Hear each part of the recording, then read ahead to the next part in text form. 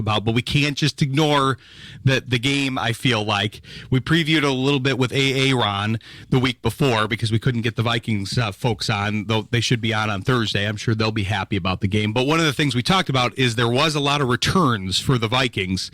There's a lot of guys back, and I do think that factored into this game. Not only J.J. McCarthy, but from the start of the season, they were missing Addison for the suspension. They were missing Van Ginkel for most of the year. They were missing basically over half of their offensive line, Darisaw for a good portion of the year, and they really reinforced that offensive and defensive line. They kind of used the strategy of, hey, let's let Darnold go. We don't have to pay JJ yet because he's on his rookie deal, and let's invest that money in the trenches, which the Lions kind of could be a big fan of that strategy. They've put a lot of effort and money into their trenches, and we hadn't really seen the results of it yet because we hadn't really seen the full pairing of offensive and defensive line. But I'm curious what your takeaways were from the game. I know you're probably disappointed, just like Dan Campbell was, but I'm curious what you saw from the game. They stunk. It's as simple as that. They stunk. There was no effort. They looked flat. They looked unprepared. They looked like they all went to Tahiti over the bye week and didn't really study anything, didn't really do anything.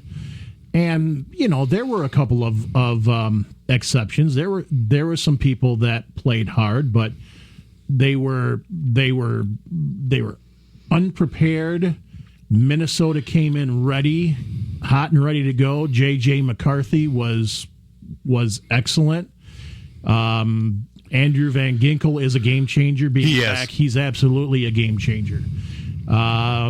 There was just so much, and Dan Campbell said it best. He said we did everything we had to do to lose that game.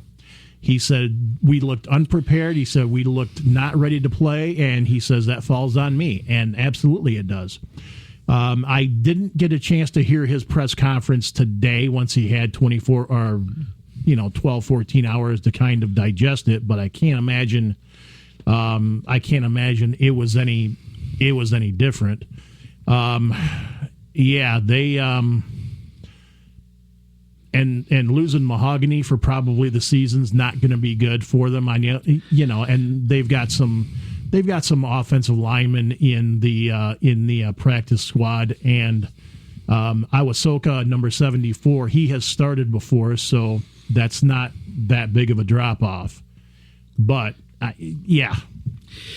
well, I do try to take the positives as much as I can. I think there are probably two positives out of that ostensibly you said one, which is they basically did as many things wrong as we've seen them do in a while.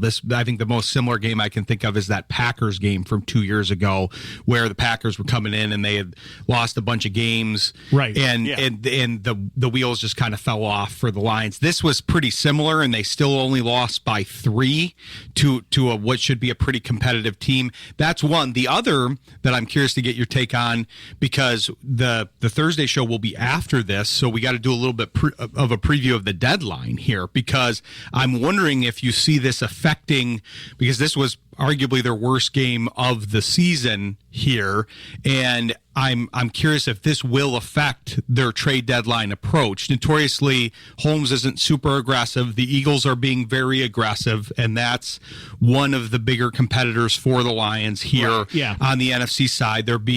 That's their trademark. That's Howie Roseman. That's how he runs that team. He's very aggressive. He's picked up 2 corners. He got Jalen Phillips, who was one of the guys that was rumored that the Lions would have some interest in him as a D end. But now you've got a couple other positions in there. You've got you mentioned a couple of them, but D end has been in the mix for a while, so that's a possibility. Right. Then you've got the offensive line now. I think you kind of consider that. You're right to point out that they've got more depth on the practice squad than they do in the other position that they could be trading for, which is cornerback or defensive back in general, because Arnold has gotten beat up again. Reed's still out.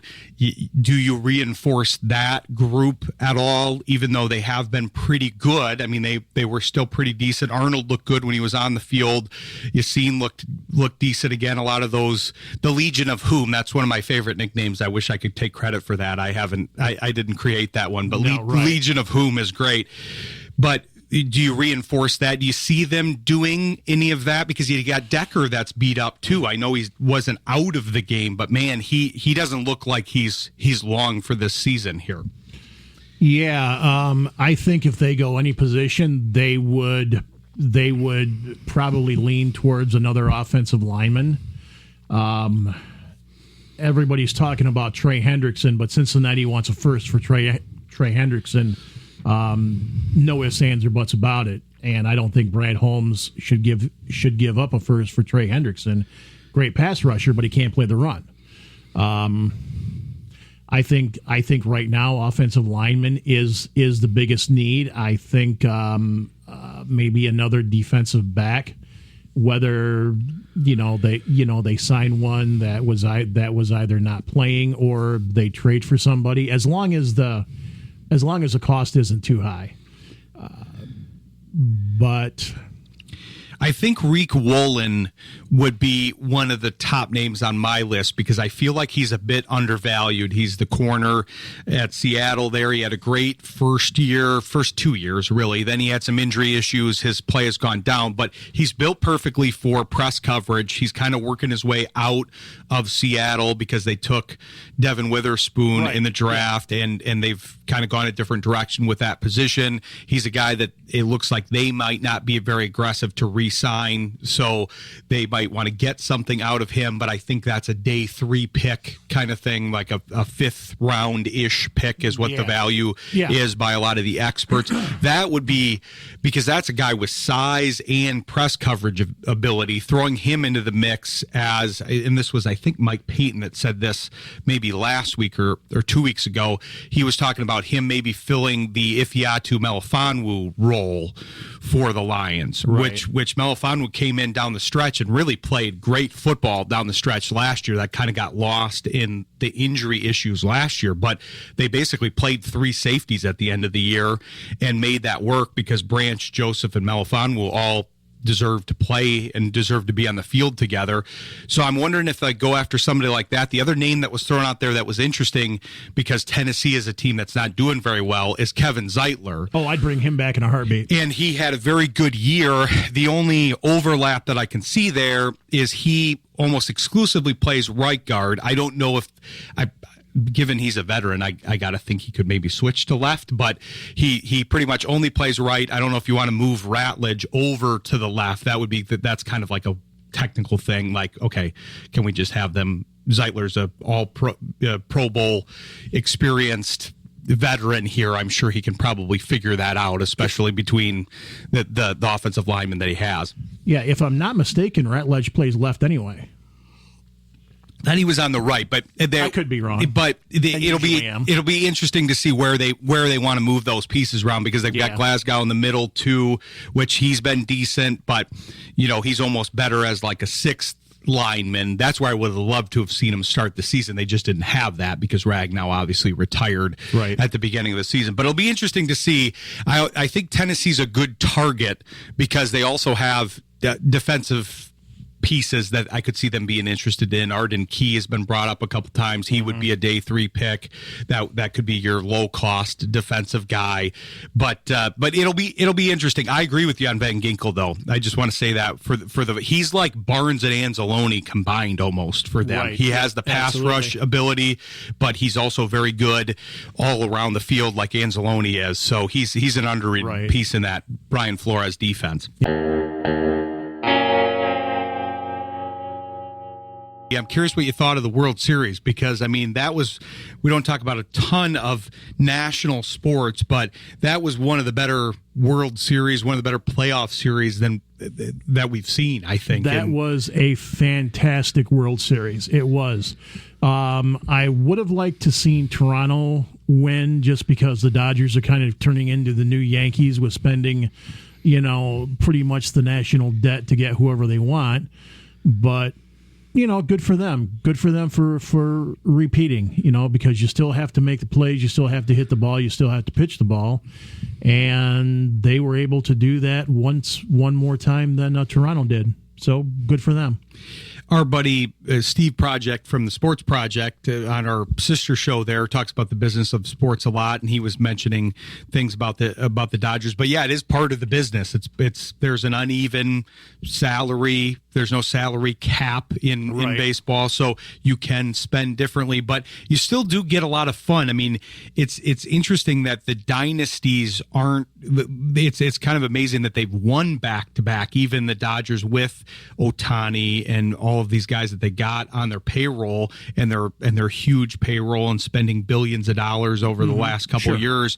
It's amazing that it doesn't become more of like winning 5 out of 10 or something like that. There's always these teams that get hot, find competitive advantages. You have the Tampa Rays that did pretty well, and you've got these other teams that find some things, some competitive advantages, and Toronto did that, it seems, this year, and they got hot, and like you said, they got very close, but it led to a very good series overall.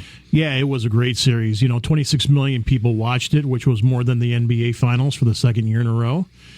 So I think baseball, if people thought that it wasn't back, I think it's back. So I think it is too. I think they're finding a good combination between satisfying maybe the older crowd that has always supported baseball and getting some young people into the game. That's going to be the key moving forward. Getting the games faster, I think, was key, and they're going to make some changes probably to the balls and strikes here next year, getting some pitch assist stuff I know they used it in spring training, but I could see them using that next year because that was one part that kind of came into question here. But having some assistance for the umpires seems like a natural progression of things because it's hard to call from that angle, and they're trying their best, but it is going to be a decent amount of human error in there. Oh, sure, absolutely. And I don't mean to switch gears on you, but this is something that you might want to talk to Shayne about Thursday. Cam Little, 68-yard field goal. I know. We've got a lot of kicking to talk about with Shayne because, yeah, he had a 70-yarder in preseason, 68-yarder.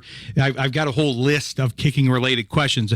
I want to be careful because Shayne's going to be very good at covering the NFL as a whole, and he's very specific about, hey, I was an NFL player on all these teams and 15-year player, and he knows the game very well. But I'm fascinated by the kicking stuff, so we're going to be talking about some of that kicking stuff with him, but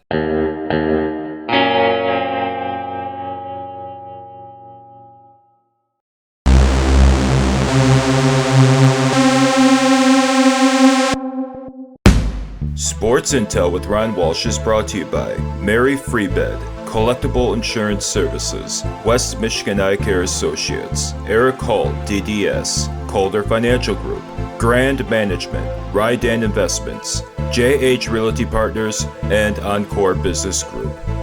Sports Intel with Ryan Walsh airs live Monday nights, 7 p.m. Eastern on Jethro FM. Stay informed and stay vigilant.